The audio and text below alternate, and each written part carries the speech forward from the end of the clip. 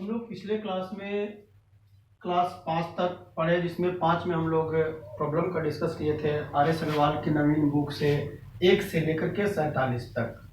उसमें अभी भी किसी को कोई डाउट हो तो 1 से लेकर के जो first class, second class, fourth class हुआ है उसमें भी आप प्रॉब्लम अपना देख सकते हैं, आराम से आपसे बन जाएगा। फिर भी अगर डाउट हो तो आप भेज सकते हो।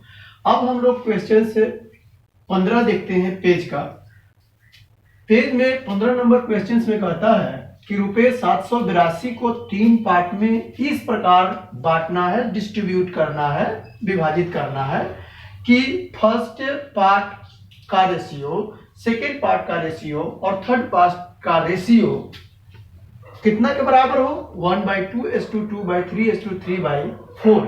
तब कहता है फर्स्ट पार्ट का मान क्या होगा या सेकेंड पार्ट का मान क्या होगा। फोर्थ कुछ भी पूछ सकता है आपसे, फर्स्ट सेकेंड थर्ड तीनों में से कोई एक मान आपसे आराम से पूछ सकता है। तो हम बोले थे कि कोई भी चीज का जब रेशियो दिया रहा है उस रेशियो को सबसे पहले क्या करना चाहिए, फ्रैक्शंस से मुक्त करना चाहिए। फ्रैक्शन से मुक्त करने के लिए आपको बोले थे कि डिनोमिनेटर का एलसीएम लेके मल्टीप्लाई करना है सब में। तो 4 3 2 का एलसीएम यहाँ 12 हो जाएगा। सॉल्यूशंस में हम क्या करेंगे, इसमें अगर 12 से गुना कर दे तब यहां रेशियो आएगा 6 8 एंड 9। अर्थात इसी रेशियो को, अर्थात 782 को फर्स्ट, सेकेंड एंड थर्ड में हम कह सकते हैं कि 6 8 9 के रेशियो में डिस्ट्रीब्यूट करना है। अब हम देखते हैं कि यहां पर 8 6 14, अर्थात अगर हम देखते हैं इसको first, second and third part का जो रेशियो हुआ वह 6 8 एंड 9 हुआ। अर्थात रेशियो में तीनों का वैल्यू का योग देखते हैं अगर हम, तो 8 6 14 और 9 मेरे पास टोटल मिलकर के हो गया 24। कितना हुआ, 9 8, या कह सकते हैं 9 6 15, 15 और 8 23, तीनों मिलकर के कितना होगा मेरे पास, तो 23 रुपया हुआ। अर्थात इस रेशियो में तीनों का वैल्यू 23 और रियल में कहता है 782। अतः एक का वैल्यू हम निकालेंगे तो क्या लिखेंगे, 782 डिवाइडेड बाई 23, भाग करके देखेंगे कुछ वैल्यू आएगा, मेरे ख्याल से 34 आ जाएगा। अब एक का वैल्यू 34, अब जिसका भी पूछे, फर्स्ट पार्ट पूछे तो आप 6 से मल्टीप्लाई कर लीजिए, सेकेंड पार्ट पूछे तो आप 8 से मल्टीप्लाई कर लीजिए और थर्ड पार्ट पूछे तो 9 से मल्टीप्लाई कर लीजिए। लेकिन यहां पर आपसे फर्स्ट पूछा है इसलिए 1 बराबर 34 तो कह सकते हैं, इसलिए 6 बराबर 6 इंटू 34 बराबर 6 चौका 24 18 2। That's your answer. अब 16 का कहता है कि रुपए 1210 को ए, बी और सी में इस प्रकार से बांटना है, डिस्ट्रीब्यूट करना है ताकि A:B = 5:4 एंड B:C = 9:10, तब सी का मान बताना है। सबसे पहले हम आपको बोले हैं कि जब भी इस टाइप के क्वेश्चन दिया रहा है A:B, B:C, सबसे पहले A B C निकालिए। कैसे निकालने का तरीका तो जानते हैं हम लोग, A B B C, 5 है तो 5 4 एंड 9 10, जो कॉमन है उसका एलसीएम लेना है। अर्थात एलसीएम लिए तो 36 हुआ। अब 9 में हम कितना से गुना करें कि 36 आ जाए, तो 4 से, इसलिए यह 40 हो जाएगा, और यह 9 से करेंगे तो 36 आएगा, इसलिए यह 45 हो जाएगा। अतः ए, बी और सी का रेशियो में वैल्यू 45:36:40 हुआ। और यहाँ तीनों का योग अगर हम देखें तो 6 5 11, 4 3 7 4, 11 और 1 12। अर्थात इस रेशियो के अंतर्गत ए, बी और सी का वैल्यू 121 और रियल में कहता है 1210। अर्थात 121 बराबर 1210, 1 बराबर भाग करेंगे तो 10 आएगा, इसलिए हमसे सी का वैल्यू पूछा है। अर्थात 40 का वैल्यू कितना, 40 का वैल्यू हो जाएगा 400। अर्थात सी का वैल्यू कितना हुआ, 400। इस तरह से क्वेश्चन नंबर 16 खत्म हुआ। अब क्वेश्चन नंबर 17 का ए देखेंगे आप लोग।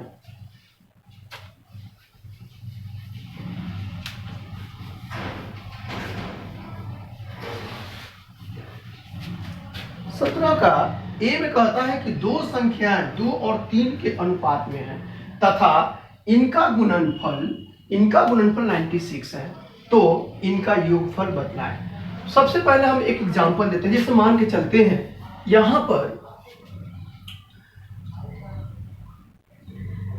ए और बी दो व्यक्ति हैं, इनके मनी का रेशियो या कुछ भी दिया रहा है, मान लीजिए 2 और 3 दिया हुआ है। अब अगर हम इसमें x से गुना करते हैं तो यहां भी x से गुना करना पड़ेगा, एग्जाम्पल के तौर पर। अब यहां पर दोनों का अगर हम योग कहें कि दोनों का योग दिया हुआ है, मान लीजिए 96। अब यहां दोनों को अगर हम ऐड करें तो 3 और 2 5 x होगा, तो इस रेशियो में 5x का बराबर हम लोग कह सकते हैं 96। x बराबर 96/5 जो भी वैल्यू हुआ। लेकिन यहां पर अगर गुणनफल की बात कर रहा है, इस बार अगर हम कहें इन दोनों का गुणनफल दिया हुआ है आपका 96, तब हम यहां पर क्या लिखेंगे, 3 दूनी का 6x लिखेंगे तो गलत होगा। जैसे वहां 5x लिखे थे क्योंकि योग था, सम था, लेकिन यहां पर तो 6x² होगा, अर्थात 6x² बराबर 96। इसलिए x² बराबर 96 बटा में 6, इसलिए x बराबर रूट में चला जाएगा, अर्थात जो भी वैल्यू आए यहां पर 16 अर्थात 4। अतः इस प्रकार कहने का मेरा तात्पर्य यह है कि ऐसे केस में जब भी रेशियो दिया रहे और गुणनफल की बात करें, रेशियो गुणनफल, तो आप रेशियो में टर्म देखेंगे कितना, 1 2, यहां पर 2 टर्म है। अगर 2 टर्म रहे तो 1 का वैल्यू हमेशा रूट में ले जाइएगा। अगर 3 वैल्यू रहे, 3 को रेशियो का टर्म रहे तो क्यूब रूट में, 4 रहे तो टेट्रा में लेके चले जाइए। इस तरह से इस क्वेश्चन को इस तरह से हम लोग बना सकते हैं कि अगर दो संख्याएं कोई भी है, मान लीजिए दो संख्या ए और बी ही है, ए और बी है, जिनका रेशियो दिया हुआ है 2:3 और इनका गुणनफल दिया हुआ है 96। इसलिए हम कह सकते हैं 3 दूनी के 6, 1 बराबर 96 डिवाइडेड बाई 6, लेकिन कहां, रूट में। क्यों रूट में, क्योंकि गुणनफल की बात किया है और टर्म कितना है, 2। अगर 3 रहता तो क्यूब रूट में लेते हैं। तो इस तरह से इसको हम छोटा करें तो 16 अर्थात 4, 1 का वैल्यू 4 हुआ। अब आपसे कहता है what is the sum of the numbers, अर्थात दोनों का योग। अब योगफल पूछ रहा है, सम पूछ रहा है, तो 2 और 3 का योग, अर्थात 2 और 3 कितना होता है, 5 होता है। 1 का वैल्यू अगर 4 है तो 2 और 3 5, 5 का वैल्यू क्या आ जाएगा, 5 गुने 4 बराबर 20। अलग अलग निकाल करके जोड़ने की जरूरत नहीं है, एग्जाम में इससे टाइम वेस्ट हो जाएगा मेरा। अब हम लोग 17 का बी देखते हैं। कहता है कि 3 संख्याओं का अनुपात, 3 संख्या इस बार रेशियो में 3 टर्म्स है तथा उनका गुणनफल, फिर गुणनफल पूछ रहा है 18144 है, तो दूसरी संख्या का मान बताएं। जैसे फिर हम कह सकते हैं कि 1 बराबर क्यूब रूट में 3 को टर्म्स है, इसलिए कहेंगे कि 1 बराबर क्यूब रूट 18144 डिवाइडेड बाई, कह सकते हैं 1 बराबर क्यूब रूट में 18144 डिवाइडेड बाई 3 इंटू 4 इंटू 7। जब इसको हम काटेंगे तो हमको यह मिलेगा, काट के देख सकते हैं आप लोग, यह हमको मिलेगा 216, अर्थात 1 बराबर क्यूब रूट में 216 और 216 हम जानते हैं 6 का क्यूब होता है। अतः 1 बराबर 6 मिला, हमसे सेकेंड नंबर पूछा, तो 4 बराबर क्या होगा, अर्थात 4 बराबर 4 गुने 6 बराबर 24। अब कभी कभी आप लोग के दिमाग में आ रहा होगा कि ये तो 216 आया क्यूब रूट में, तो हम 6 जान रहे हैं, ठीक है। तो थोड़ा सा बेसिक का एक टर्म्स है, आपको क्यूब रूट निकालना, वो बतला देते हैं। कोई भी बड़ा भी डिजिट आएगा तो आप आराम से बना सकते हो। एग्जाम्पल के तौर पर जैसे कोई भी किसी भी डिजिट का क्यूब रूट रूट किस तरह से निकाला जाता है वो बता देते हैं आप लोगों को। जैसे मान लीजिए एग्जाम्पल के तौर पर एक क्वेश्चन लिखते हैं, दिया हुआ है क्यूब रूट में 8, 5, 1, 8, 4। एक और एग्जाम्पल लिख लेते हैं, क्यूब रूट 5, 9, 3, 1, 9। एक और लिख लेते हैं 1, 1, 0, 5, 9, 2। एक और लिख लेते हैं 1, 1, 7, 6, 4, 9। चलिए इतना से देख लीजिए, बाकी आप लोग प्रैक्टिस करिएगा, आ जाएगा। कोई भी किसी भी डिजिट का क्यूब रूट निकालने के लिए सबसे पहले आप लोगों को याद होना चाहिए यूनिट प्लेस। यूनिट प्लेस याद रखिएगा कि कौन ऐसा डिजिट है जिसका क्यूब करें तो यूनिट प्लेस। जैसे 0 का क्यूब करेंगे तो यूनिट प्लेस आपका 0 ही होगा। अगर 1 का क्यूब करें तो 1 होगा, 2 का क्यूब करें तो 8, 3 का क्यूब करें तो यूनिट प्लेस 7, 4 का क्यूब करें यूनिट प्लेस कितना 4, 5 का क्यूब करें 5, 6 का क्यूब करें 6, 7 का क्यूब करें 3, 8 का क्यूब करें 2, 9 का क्यूब करें 9। देखिए इसमें कोई भी डिजिट का रिपीटेशन नहीं हो रहा है, अर्थात किसी भी डिजिट जो डिजिट दिया रहा है क्यूब रूट में उसका क्यूब रूट कैसे निकालेंगे हम लोग, एक लाइन में सेकेंड लगेगा।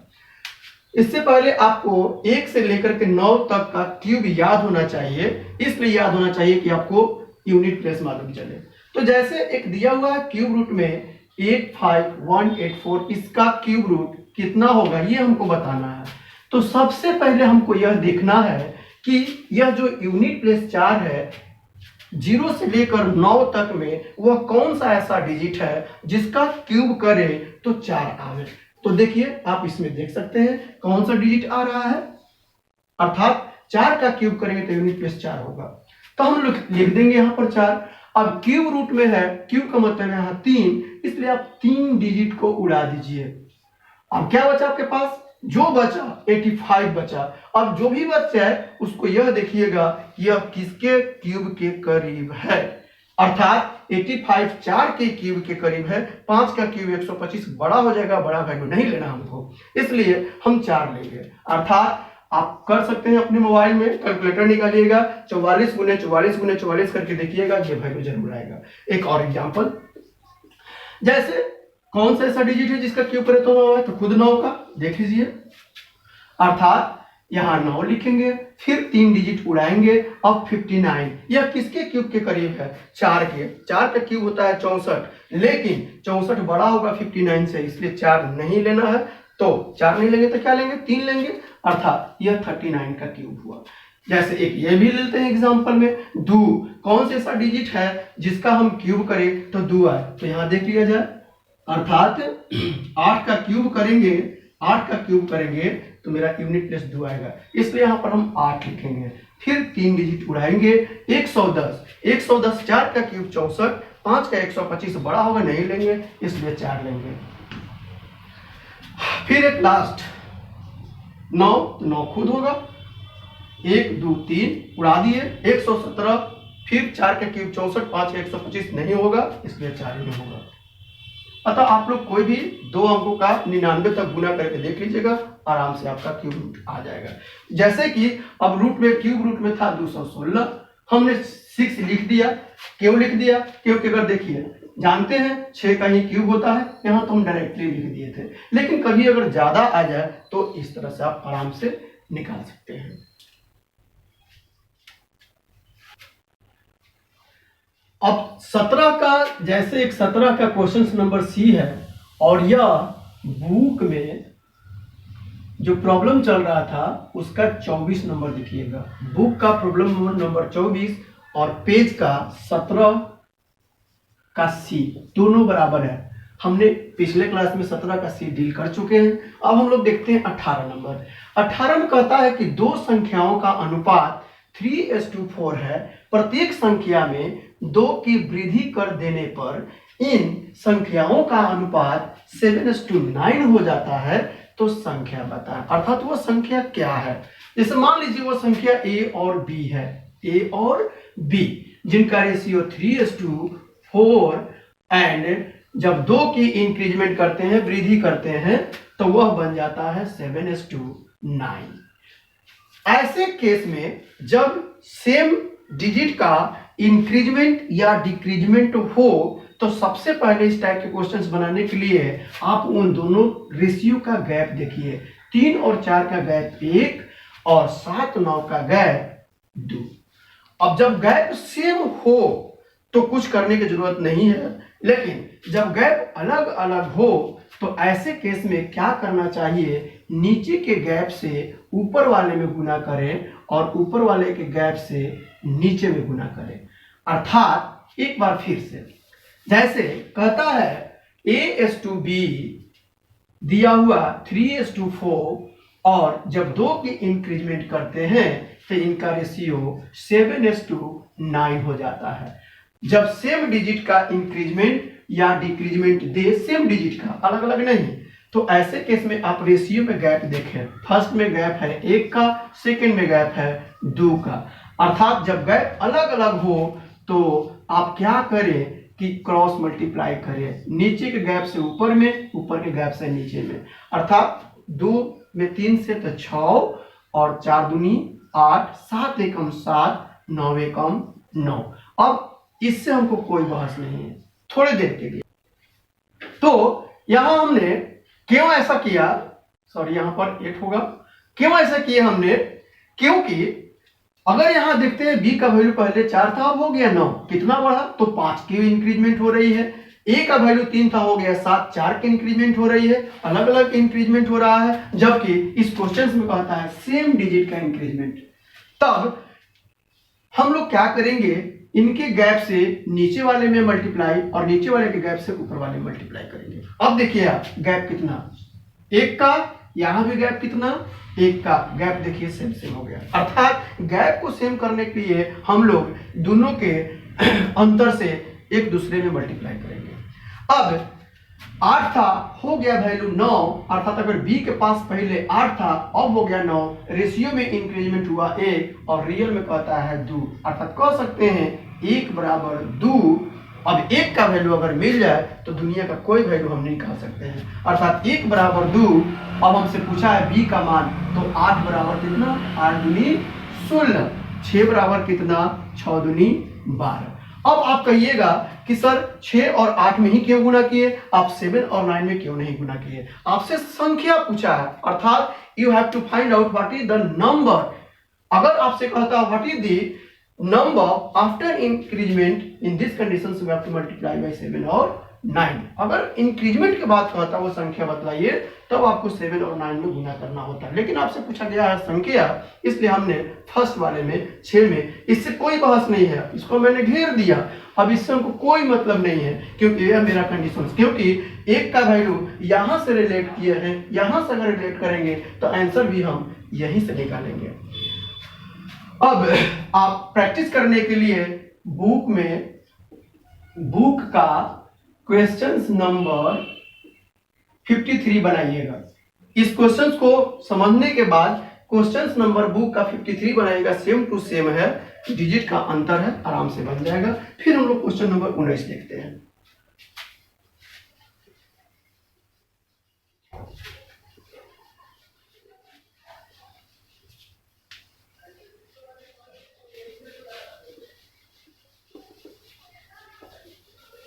उन्नीस में कहता है कि दो संख्याओं का अनुपात 3:5 है। यदि प्रत्येक संख्या में से 18 घटा दिया जाए तो इन संख्याओं का अनुपात 12:23 हो जाता है।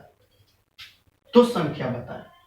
फिर से मान लीजिए कोई दो संख्या a और b है, कोई दो संख्या a और b है जिनका रेशियो दिया हुआ है 3:5, और जब दोनों में से सेम डिजिट 18 घटाते हैं तो रेशियो 12:23 हो जाता है, 12:23।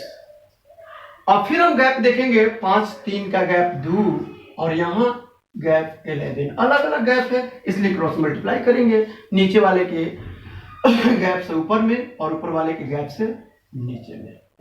अब 11 तिया 33, 11 पाँचे 55, 12 दूनी 24, 23 दूनी 46। अब इससे हमको कोई बहस नहीं है।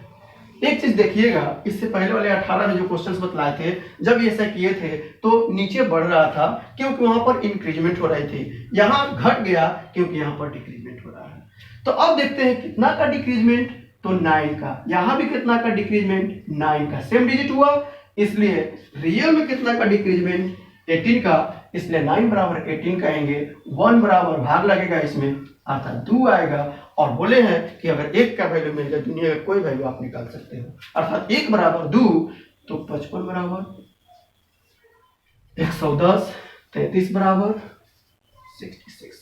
इस तरह से हम कह सकते हैं वो संख्या है 66 और 110। संख्या पूछा है हमसे, ये नहीं पूछा कि आफ्टर इंक्रीजमेंट या डिक्रीजमेंट पूछता तब नीचे वाले से गुना, या वहां जो भी करना गुना करते हैं हम लोग। हमसे संख्या पूछा है इसलिए हमने फर्स्ट से प्रायोरिटी किया है, इससे मैं मल्टीप्लाई किया है। अब क्वेश्चन नंबर 20 देखते हैं हम लोग। कहता है कि ए और बी के आय का अनुपात 3:2 है और उनके खर्च का अनुपात 5:3 है। यदि प्रत्येक रुपए 2000 की बचत करते हों तो उनकी आय क्रमशः क्या होगा। आगे लिख दिए डॉट डॉट क्या होगा। तो यहां हम लिखते हैं ए और बी, इनके आय अर्थात इनकम का रेशियो दिया हुआ है 3:2 एंड एक्सपेंस का रेशियो दिया हुआ है 5:3। अर्थात एक लॉजिकली अगर हम देखते हैं, क्योंकि बोलते हैं कि रेशियो मिनिमम टर्म को फॉलो करता है, क्यों बोलते हैं देख लीजिएगा। अगर मान लीजिए बी अगर रेशियो के अनुसार अगर सत्य है, अगर 2 रुपया इनकम है इसका, तो क्या 3 रुपया खर्च कर सकता है। इसलिए रेशियो में कुछ भी संभव है और वह मिनिमम टर्म में होना चाहिए। इसलिए हम बार बार बोलते हैं कि जब सेम डिजिट का इंक्रीजमेंट या सेम डिजिट का डिक्रीजमेंट हो या सेम डिजिट का सेविंग्स हो, जैसे बचत किया हुआ है, लोग सेम बचत किया है, तो ऐसे भी केस में आप क्या करें कि गैप देखें। यहां पर गैप 1 का, यहां पर गैप 2 का, अलग अलग गैप है, सेम गैप करिए, अर्थात क्रॉस मल्टीप्लाई करके। यहां भी वही रूल अप्लाई करना है। 3 दूनी 6, 2 दूनी 4, 5 एकम 5 और 3 एकम 3। अब इससे हमको कोई बहस नहीं है। अब देखिए बिल्कुल लॉजिकली ठीक हो गया। अगर बी 4 रुपया कमाता है, 3 रुपया खर्च तो कर सकता है। ए 6 रुपया कमाता है, 5 रुपया खर्च कर सकता है, यहां पर संभव नहीं था। अब जब बी 4 रुपया कमाता है और 3 रुपया खर्च करता है, तो बचत कितना किया है, 1 रुपया। यहाँ पर रेशियो के अनुसार यहाँ ये भी 1 रुपया का, और रियल में कहता है कितना का, तो 2000 रुपया का। तो 1 बराबर 2000 कह सकते हैं। 1 बराबर 2000, तो 4 बराबर कितना, 4 दूनी 8000, 6 बराबर कितना, 12000। अतः ए का इनकम 12000, बी का इनकम 8000। इस तरह से आज भर ये केवल एक टाइप अभी भी खत्म नहीं हुआ है, क्योंकि यह जरूरी नहीं है कि कोई भी व्यक्ति, 2 व्यक्ति अगर है तो सेम डिजिट का ही बचत करे। वह अलग अलग बचत कर सकता है, अलग अलग इन्वेस्ट, अलग अलग एक्सपेंस कर सकता है और अलग अलग इनकम कर सकता है। इसकी चर्चा हम 7th क्लास में करेंगे। और आपसे रिक्वेस्ट है सभी लोगों से कि अगर आपको अच्छा वीडियो लग रहा है तो बिल्कुल इसको सब्सक्राइब करिए, लाइक करिए, शेयर करिए, और खास करके ग्रामीण इलाके में जरूर भेजिए इसको, ताकि गांव के जो भी स्टूडेंट्स हैं जो शहर आना चाहते हैं, नहीं पढ़ाई कर पाते हैं अच्छा से, कॉम्पिटिशन की तैयारी नहीं कर पाते हैं, वो बिल्कुल इससे कर सकते हैं, आराम से करेंगे। क्योंकि उन्हीं को ध्यान में रख करके हम खास करके हिंदी में लिख भी रहे हैं, पढ़ा भी रहे हैं, और मेरी बुक जो है वो कंप्लीटली हिंदी में ही है। इसलिए अब बुक की बात जहाँ तक आ रही है देने की, तो मैं उसकी प्रबंध कर रहा हूँ। धीरे धीरे सब कुछ होगा, एक पर एक सब कुछ नहीं हो सकता है, इसलिए ज़्यादा चिंता करने की जरूरत नहीं है। हम क्वेश्चंस लिख करके उसको बना रहे हैं। इसलिए अगर अच्छा लगता है, थोड़ा सा भी अगर अच्छा लगे तो आप जरूर इसको सब्सक्राइब करिए, लाइक करिए, शेयर करिए।